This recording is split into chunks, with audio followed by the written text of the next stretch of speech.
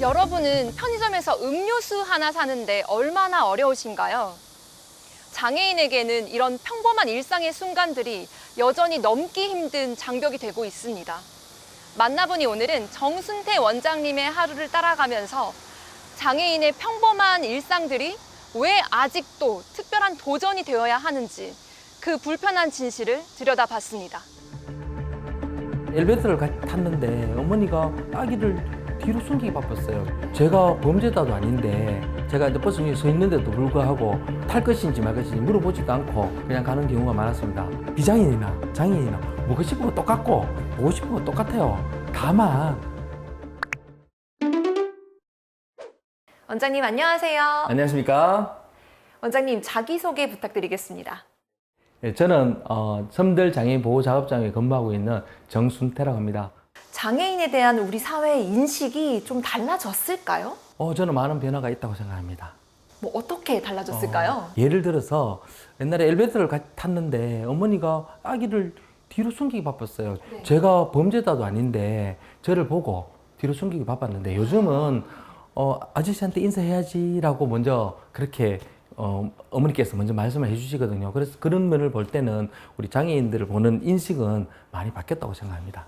우리가 근무를 이용하려고 하면 편의시설이 있잖아요. 네. 많이 바뀌어도 있어요. 휠체어 탄 사람이 그 근무를 이용하기 위해서 편하게 움직일 수도 있고, 다만 이동권, 아직도 교통이라든지 뭐 택시를 탄다든지 뭐 버스를 탄다든지 조금의 불편함은 있습니다.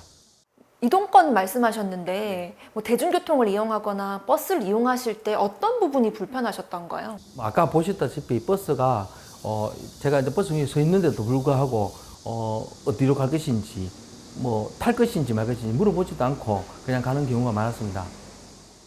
일본 같은 경우는 서 있으면 내려서 물어볼 거고, 예, 기사가 내려서 어디 갈 것이냐 탈 것이냐 물어볼 건데 제가 타겠다고 의사를 전하지 않아도 일본 같은 경우는 그렇게 잘 하는 부분도 있고요. 휠체어는 태웠다. 승객들의 눈초리 혹시 어떨까요? 물론 도움을 받아야 돼요. 버스 같은 경우는 기사님이 내려오셔서 경사로를 내주셔야 되고, 근데 그만큼 시간이 지체되잖아요. 그러면 아마 탔을 때 바쁜 출근 시간이나 이럴 때는 아마 승객들의 눈초리가 저한테 쏠리지 않을까, 고개를 돌리기 힘들지 않을까, 창밖만 이렇게 쳐다보고 나의 목적지까지 가지 않을까, 그런 생각이 드네요.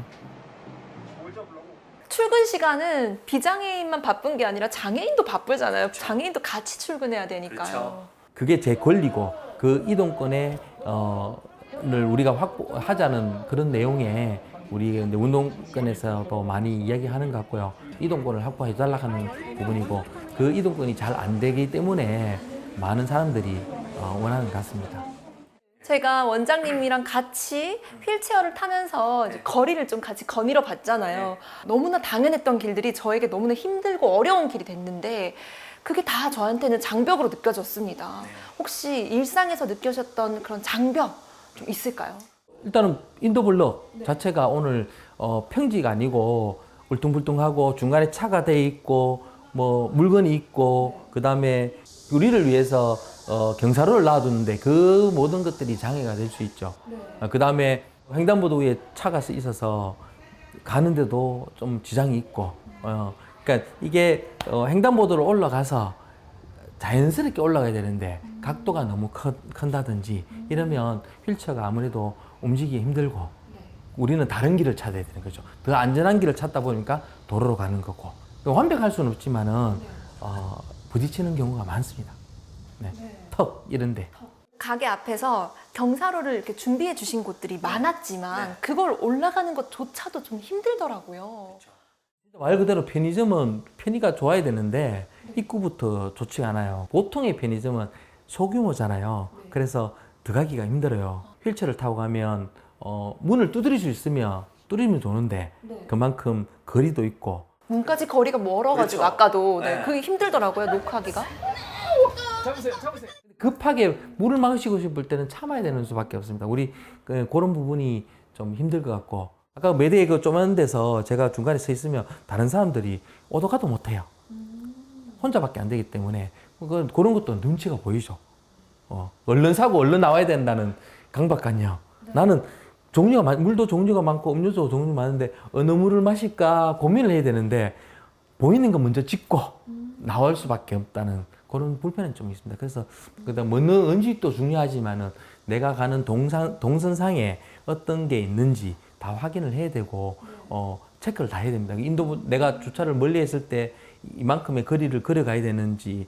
그리고 요즘은 빌딩들이 그게 상가에 주다 보니까 장애 화장실을 문을 잠가놔요. 그래서 이용하기가 너무 힘들어요.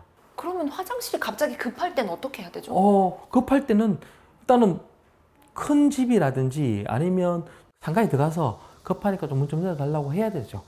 그렇게 할 수밖에 없어요. 그렇지 않으면 뭐 실례를 한다든지, 차에서 볼일을 본다든지 그렇게 할 수밖에 없습니다. 좀 난감하죠. 장애인 분들도 본인들이 원하시는 메뉴가 있다면 조금 진입하기 힘들 수 있지만 그곳으로 찾아가게끔 될 것 같거든요. 일부의 시각에서는 진입하기도 힘든데 굳이 그렇게 멀리 꼭 가야 되냐 이런 말씀을 하시는 분들도 가끔씩은 있을 것 같아요. 내묻고 싶은 게 본인은 그렇게 묻고 싶은 게 있으면 안 가는 거 아니지 않습니까? 저희들도 사전에 화장실이라든지 거기에 위치라든지 그다음에 혼자서 힘들면 동선을 내서 가면 됩니다. 그런데 그래서 자기가 먹고 싶은 걸 먹어야 되는데 굳이 그거를 외관이 하면 내 취향에 맞춰서 내가 가고 싶은데 가는 건데 그걸 그 외관이 하는 거는 시각을 좀 다르게 보는 거 아니겠습니까? 오히려 그렇게 말하는 자체가 저는 잘못됐다고 합니다. 본인은 먹으러 가지 않을까 봐요. 그렇게 그거는 비장애인이나 장애인이나 먹고 싶은 거 똑같고 보고 싶은 거 똑같아요. 다만 거기에 대해서 조금 불편함이 있지만은 내 나름대로의 방식을 가지고 간다면 충분히 다 갈 수 있다고 생각합니다. 장애인이든 비장애인이든 구별 없이 누구나 평등하게 이런 일상을 즐기기 위해서 가장 먼저 시급하게 개선돼야 될 점이 어떤 게 있을까요? 배려를 해야 된다고 하지만 저는 배려가 아니고 이해라고 하고 싶습니다. 그러니까 장애인은 비장애인에 대한 이해, 비장애인은 장애인에 대한 이해 그런 부분이 있는데 그 제일 좋은 방법은 인식 개선 사업이라고 있거든요. 길게 시간을 가지고 계속적으로 지속적인 교육을 한다면은 휠체어를 타고 가는 사람도 말도 없이 그냥 밀어주는 것보다는 갑자기 밀면 손이 이 바퀴에 끼일 수도 있거든요.